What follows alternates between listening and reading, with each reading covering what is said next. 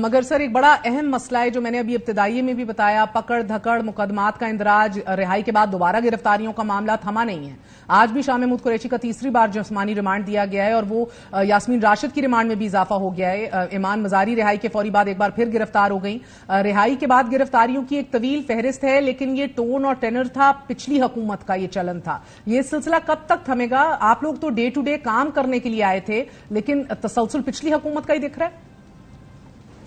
دیکھیں، ہمارا کسی کے ساتھ کوئی پرسنل گرج نہیں ہے۔ دیر آر انسٹیٹیوشنز، پولیس ایک انسٹیٹیوٹ ہے، ایف آئی اے ایک انسٹیٹیوشن ہے، وہ انسٹیٹیوشن اپنے فریم ورک میں رہتے ہوئے کام کرتی ہیں، اور ایف آئی آر کوئی بھی انسیڈنٹ ہوگا، کوئی بھی وہ ہوگا، وہ ان ریکارڈڈ تو نہیں جا سکتا ہے، تو پھر اس کی ریمیڈی کے لیے کورٹس موجود ہیں، سسٹم موجود ہے۔ اب ریمانڈز تو کورٹس نے دینا ہے، وہ ہم پروسیکیوشن اپنے کو پروو کرنے کے لیے پروسیکیوشن ڈپارٹمنٹ جو ہے وہ ظاہر ہے ٹائم مانگتی ہے، اور وہ کورٹس ان کو ٹائم دے دیتی ہیں، بعض کیسز میں نہیں بھی دیتی ہیں۔ تو یہ تو میں سمجھتا ہوں کہ اگر کہیں کوئی غلط چیز ہوگی تو ہم ضرور اس کو لک آفٹر کریں گے، لیکن بنیادی طور پہ یہ ادارے جو ہیں وہ اپنی اپنی جگہ پہ رہ کے کام کر رہے ہیں، اور یہ پولیس کا کام ہے۔ پولیس صرف معاملہ جوڈیشل نہیں ہے بگٹی صاحب، صرف بیکاز اگر میں آپ کو خواتین کا ہی بتا دوں جو جیلوں میں موجود ہیں، ان کی بیل کو پرولونگ کرنے کے لیے، کھینچنے کے لیے مزید نئے نئے چارجز لگائے جا رہے ہیں اور ایڈ کیے جا رہے ہیں سسٹم کے اندر، بیکاز گرمیوں کی چھٹیاں تو ختم ہو گئیں، تو اب مزید چارجز ڈال کے معاملہ لمبا کھینچا جا رہا ہے۔ شاہ محمود قریشی نے بھی آج کہا کہ سیاسی انتقام کا نشانہ بنایا جا رہا ہے مجھے۔ دیکھیں، شاہ محمود قریشی صاحب ہمارے بڑے ہیں، بزرگ ہیں ہمارے، وہ ایک سائفر کیس میں وانٹڈ تھے، اور یہ سائفر کیس پچھلی حکومت کے ٹائم پہ بنا تھا، اور میں سمجھتا ہوں کہ ٹھیک بنا تھا۔ اس سائفر کو انویسٹیگیٹ کرنے کی ضرورت ہے، جس کی بنیاد پر ایک اتنا بڑا نیریٹو کھڑا کیا گیا، اور پھر ایک آرگنائزڈ پولیٹیکل وائلنس ہم نے پاکستان کی تاریخ میں پہلی بار دیکھا ہے، جو 9 مئی کے شیپ میں آیا، اور اس نے ریاست کے نیوکلیس پہ حملہ کیا ہے، نیشنل ایسٹس پہ حملہ کیا ہے، شہداء کی یادگاروں کو جلایا گیا ہے، جناح ہاؤس کو جلایا گیا ہے، سو اینڈ سو آن۔ اب اس کے بعد جہاں تک آپ ایمان مزاری صاحبہ کی بات کر رہی ہیں، دیکھیں، اس کی اجازت تو کسی کو نہیں دی جا سکتی ہے کہ آپ آرمڈ فورسز کے خلاف، آپ ریاست کے اہم ترین ادارہ جن کی ذمہ داری ریاست کی دفاع ہے، اس کو آپ ملائن کریں، اس کے خلاف اس طرح کی زبان استعمال کریں جس طرح کی پی ٹی ایم کے جلسے میں انہوں نے کی، تو ظاہر ہے وہ پولیس، میں نے آپ سے کہا ہے کہ ہر چیز ریکارڈ پہ لاتی ہے، اور یہ ریاست کے اداروں کا کام ہے کہ وہ ایونٹس جو دن بھر ہو رہے ہیں ان کو ریکارڈ کا حصہ بنائیں۔ اب ریمیڈی کے لیے پلیٹ فارم موجود ہے، جس کیس میں ان کو ضمانت ملی تو اس میں تو نہیں ان کو گرفتار کیا گیا، غیر قانونی کام تو نہیں کیا گیا۔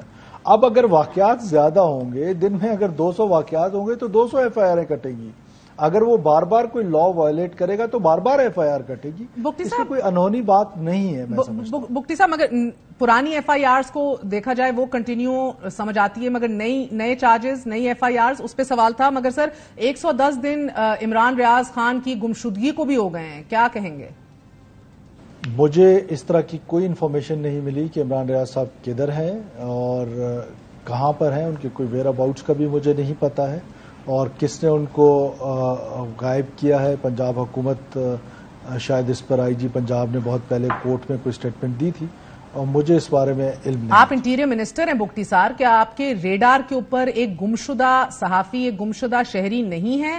کیونکہ جمہوری ریاستیں ایسے تو کسی ٹارگٹ کلر یا دہشت گرد کے ساتھ بھی نہیں کرتی جیسا سے صحافیوں سے سلوک روا کیا گیا ہے، بٹ چلیں آپ صحافی نہ بھی مانیں، اس پاکستان کا شہری ہے وہ، اگر عمران ریاض کا جرم اس سے بھی بڑا ہے تو پھر عدالتوں کی روبرو پیش کر دیا جائے، ناقابل تلافی سزا دے دی جائے سر، لیکن آزاد ریاستیں دستور و انصاف کے ساتھ چلتی اچھی لگتی ہیں، کیا کہیں گے؟ میرے ریڈار میں اس سے پہلے تو نہیں تھی، لیکن آج آپ کہہ رہی ہیں تو میں ضرور پتہ کروں گا۔ مجھے تو اس سے پہلے یہ بھی نہیں پتا تھا کہ وہ کہہ تو رہے ہیں لوگ کہ وہ مسنگ ہیں، ان کی فیملی کہہ رہی ہے، لیکن ظاہر ہے کہ ہم نے بہت سارے لوگوں کو دیکھے ہیں کہ جب تک کوئی سالڈ ایویڈنس نہ آئے کہ وہ واقعی مسنگ ہے، سیلف ڈسپیرنسز ہو سکتی ہیں، لیکن میں اس کیس کی بات نہیں کر رہا، اوور آل بات کر رہا ہوں۔ تو ظاہر ہے میں اپنے جو انسٹیٹیوشنز جو میرے نیچے ہیں، ایف آئی اے، اسلام آباد پولیس، اور اسی طرح باقی جو ہیں، میں آئی کین آسک دیم، اور میں یقین سے کہہ سکتا ہوں کہ ایف آئی اے یا پولیس اس طرح کام نہیں کر سکتی ہے کہ کسی کو غیر قانونی اتنا عرصہ، جیسے آپ فرما رہی ہیں کہ اتنے دن ہو گئے، وہ کسی کو غیر قانونی حراست سر بہت بڑا قدم ہوگا کانفیڈنس بلڈنگ کی طرف اگر آپ اپڈیٹ لیں اور قوم کو آگاہ کریں. ملک ایک بڑی نازک صورتحال میں ہے. جڑامالہ میں بھی جو کچھ ہوا وہ کسی بھی ریاست کے لیے مناسب نہیں ہے. اقلیتوں کو تحفظ فراہم کرنا ریاست کی ذمہ داری ہے. چرچز کو آگ لگا دی گئی, نان مسلمز کو غیر محفوظ کر دیا گیا. آئی جی آج فرما رہے تھے کہ اس واقعے میں را ملوث ہے, دشمن ملک کی انٹیلیجنس ایجنسیوں کا کردار ہے. As interior minister what more information do you have sir? دیکھیں فرام دا ڈے فرسٹ اس سے سازش کی بو آ رہی تھی کہ آپ ایک ماسک میں صبح صبح جا کے ایک چیز رکھ دیتے ہیں اور اس میں جو توہین آمیز وہ کرتے ہیں تاکہ لوگ جو ہیں وہ جذباتی ہو جائیں اور پھر اس طرح کا عمل کریں جس کی کوئی جسٹیفیکیشن نہیں ہے. ان کو نہیں کرنا چاہیے تھا, لیکن ظاہر ہے کہ یہ ایک سازش ہی لگتی ہے اور ایک منظم سازش لگتی ہے. اب ظاہر ہے آئی جی پولیس نے کہا ہے تو کچھ سالڈ ایویڈنسز ہوتے ہیں, کچھ سرکمسٹانشل ایویڈنسز ہوتے ہیں. تو اب سالڈ ایویڈنسز کا پلیٹ فارم شاید یہ نہیں ہے جس پر میں اور آپ بات کر رہے ہیں, لیکن سرکمسٹانشل ایویڈنسز تو یہی کہتے ہیں. بہت شکریہ. ہمارے ساتھ انٹیریئر منسٹر موجود تھے.